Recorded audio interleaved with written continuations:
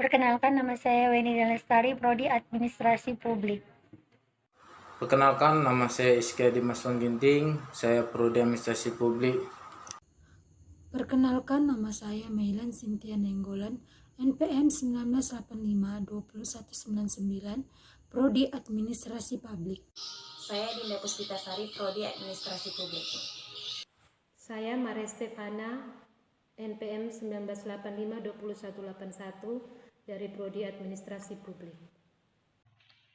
Pengangguran adalah orang yang menganggur atau mereka yang tidak mempunyai pekerjaan dan sedang mencari pekerjaan. Berdasarkan penyebab terjadinya pengangguran. 1. Pengangguran friksional. Pengangguran yang disebabkan oleh kendala waktu, informasi, dan kondisi geografis antara pelamar dengan pembuka lamaran pekerjaan. 2. Pengangguran konjungtural. Pengangguran yang disebabkan oleh naik turunnya siklus ekonomi. 3. Pengangguran struktural. Pengangguran yang diakibatkan oleh perubahan struktur ekonomi dan corak ekonomi dalam jangka panjang. 4. Pengangguran musiman. Keadaan menganggur yang disebabkan oleh fluktuasi ekonomi jangka pendek. 5. Pengangguran siklikal. Pengangguran akibat naik turun siklus ekonomi, sehingga permintaan tenaga kerja lebih rendah daripada penawaran kerja. 6. Pengangguran teknologi. Pengangguran yang disebabkan adanya perubahan tenaga manusia menjadi tenaga mesin. 7. Pengangguran siklus. Pengangguran yang diakibatkan oleh menurunnya kegiatan perekonomian karena terjadi resesi. Pengangguran berdasarkan cirinya. 1. Pengangguran terbuka. Pengangguran ini tercipta sebagai akibat pertambahan lowongan pekerjaan yang lebih rendah dari pertambahan tenaga kerja. 2. Pengangguran tersembunyi. Jumlah pekerja dalam suatu kegiatan ekonomi adalah lebih banyak dari yang sebenarnya. 3. Pengangguran bermusim. Pengangguran ini terutama terdapat di sektor pertanian dan perikanan. Pada musim hujan, penyadap karet dan nelayan tidak dapat melakukan pekerjaan mereka. Yang keempat, setengah menganggur. Orang yang pindah ke kota dapat memperoleh pekerjaan dengan mudah. Sebagiannya menjadi penganggur sepenuh waktu. Di samping itu ada pula yang tidak menganggur, tetapi tidak pula bekerja sepenuh waktu. Dan jam kerja mereka adalah jauh lebih rendah dari yang normal. Mereka mungkin hanya bekerja 1 hingga 2 hari seminggu, atau 1 hingga 4 jam sehari. Saya akan menjelaskan akibat pengangguran bagi perekonomian Indonesia. Yang pertama itu penurunan pendapatan per kapita. Yang kedua itu penurunan pendapatan pemerintah yang berasal dari pajak. Yang ketiga itu meningkatkannya biaya sosial yang harus dikeluarkan pemerintah. Selanjutnya, akibat pengangguran bagi masyarakat. Yang pertama itu menjadi beban psikologis dan psikis. Yang kedua itu dapat menghilangkan keterampilan karena tidak pernah dipakai untuk bekerja. Yang ketiga itu menimbulkan ketidakstabilan sosial dan politik seperti meningkatkannya tindak kriminalitas. Selanjutnya saya akan menjelaskan inflasi. Apa itu inflasi? Inflasi itu adalah proses kenaikan harga umum secara terus-menerus. Akibat inflasi secara umum adalah menurunnya daya beli masyarakat karena secara real tingkat pendapatannya juga menurun. Ada kalanya tingkat inflasi meningkat dengan tiba-tiba atau wujud sebagai suatu peristiwa tertentu yang berlaku di luar ekspektasi pemerintah, misalnya efektif dari pengurangan nilai uang kita. Selanjutnya, jenis-jenis inflasi menurut sifatnya. Yang pertama itu inflasi merayap dan rendah atau cliffing inflation, yaitu inflasi yang besarnya kurang dari 10% per tahun.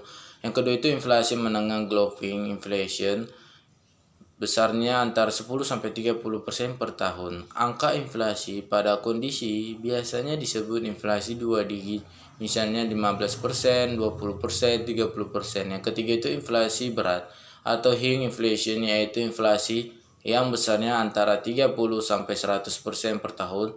Dalam kondisi ini harga-harga secara umum naik. Yang kelima itu inflasi sangat tinggi atau hyperinflation, yaitu inflasi yang ditandai oleh naiknya harga secara drastik hingga mencapai 4 digit di atas 100%. Inflasi menurut penyebabnya. 1. Demand pull inflation. Inflasi ini timbul karena adanya permintaan keseluruhan yang tinggi di satu pihak. Di pihak lain, kondisi produksi telah mencapai kesempatan kerja penuh atau full employment. 2. Cost plus inflation.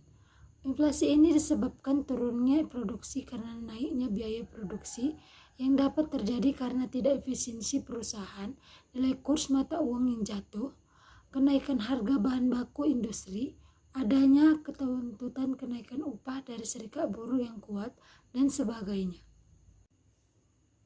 Inflasi menurut asalnya. 1. Inflasi yang berasal dari dalam negeri atau domestic inflation.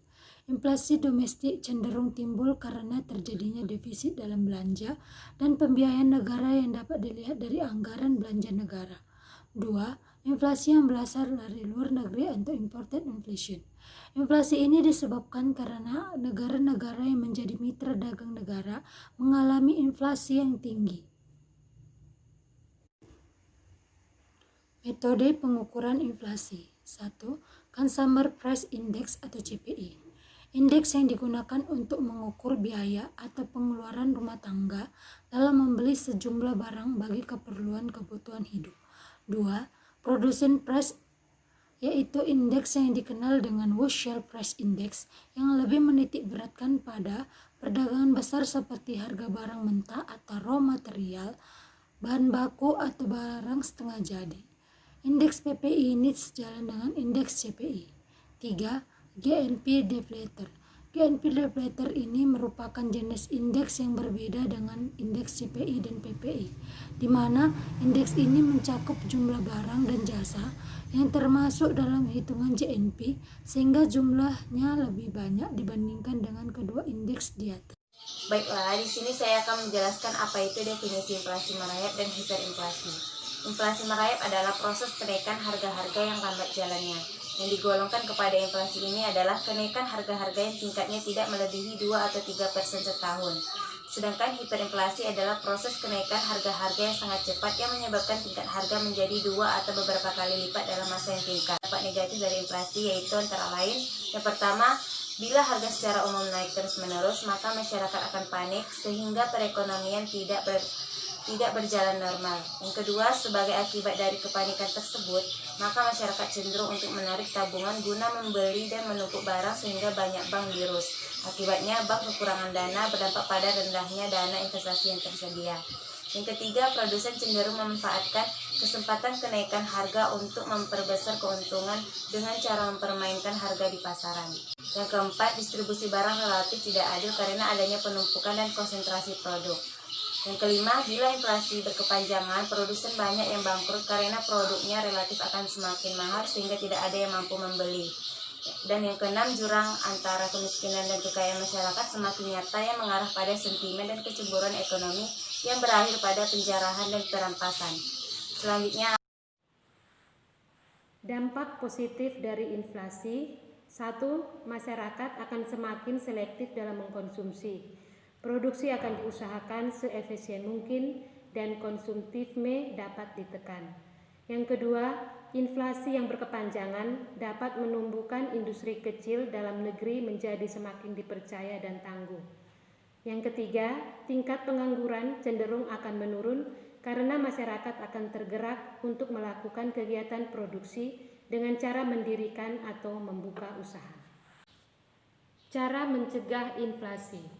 Ada beberapa kebijakan yang dibuat. Yang pertama, kebijakan moneter. Sasaran kebijakan moneter dicapai melalui pengaturan jumlah uang beredar. Bank sentral dapat mengatur uang giral melalui peralatan moneter yaitu 1. Pelaksanaan operasi pasar terbuka, di mana pengendalian jumlah uang beredar oleh bank sentral dengan cara menjual atau membeli surat-surat berharga. Yang kedua, penetapan tingkat diskonto. yang merupakan tingkat bunga yang ditetapkan Bank Sentral sebagai pinjaman yang diberikan kepada bank umum. Yang ketiga, penetapan rasio cadangan wajib minimum, yaitu proporsi cadangan minimum yang harus dipegang bank umum atas simpanan masyarakat yang dimiliki. Kebijakan fiskal. Kebijakan fiskal menyangkut pengaturan tentang pengeluaran pemerintah serta perpajakan yang secara langsung dapat mempengaruhi permintaan total dan dengan demikian akan mempengaruhi harga. Kebijakan yang berkaitan dengan output. Kenaikan output dapat memperkecil laju inflasi. Kenaikan jumlah output ini dapat dicapai misalnya dengan kebijaksanaan penurunan biaya masuk sehingga impor cenderung meningkat. Bertambahnya jumlah barang dalam negeri cenderung menurunkan harga. Kebijakan penentuan harga dan indexing. Ini dilakukan dengan penentuan harga serta didasarkan pada indeks harga tertentu untuk gaji ataupun upah. Kalau indeks harga naik, gaji atau upah juga dinaikkan.